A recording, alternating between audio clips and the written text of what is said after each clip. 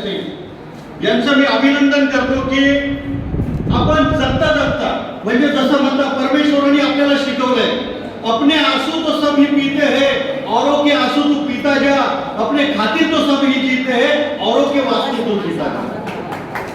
आणि हे काम हे प्रत्येक मनुष्याने जर केलं तर मला असं वाटत नाही की या पृथ्वी तलावर कोणी उपाशी राहील। एखादा भुकेलेला असेल त्याला 2 घास जेवण द्या, कोणाला काही जी एखादी गरज असेल ती फुलने फुलाची पाकळी आपण त्याला नक्की दिली पाहिजे। एक दुसरी गोष्ट अशी सांगतो,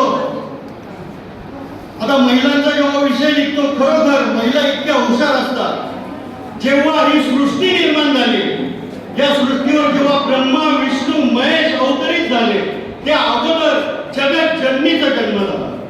आणि जसं म्हणतात छत्रपती शिवाजी महाराजांना जन्म घेण्यासाठी जिजाऊला जन्म घ्यावा लागला, तसं या आपल्या भारतातील या प्रत्येक महिला जेव्हा या सक्षम होतील तेव्हा शिवाजी महाराज तयार होतील, तेव्हा बाबासाहेब आंबेडकर जन्माला येतील।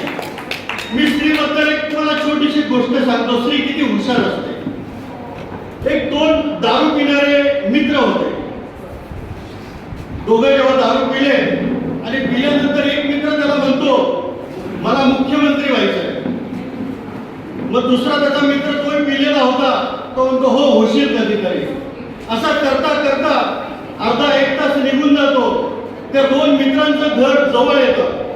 आल्यानंतर हा जो दारू पिलेला आहे हा त्याला काय म्हणतो, अरे मला मुख्यमंत्री व्हायचंय। मग दुसरा त्याला समजत असतो, अरे हो होणार आहे। मग एका मित्राची बायको खिडकीतनं बघते की अरे काहीतरी वाद चालू आहे यांचा, दोघं पिलेले आहेत। मग ती पत्नी एकाची बाहेर येते आणि मग म्हणते काय झालं, मग तो दुसरा म्हणतो अहो वहिनी मला मुख्यमंत्री व्हायचंय आणि हा तुमचा माणूस ऐकायला तयार नाही। मग ती त्याला सांगते अहो हो भाऊ तुम्ही मुख्यमंत्री होणार आहे, परंतु यांनी अजून राजीनामा नाही दिला।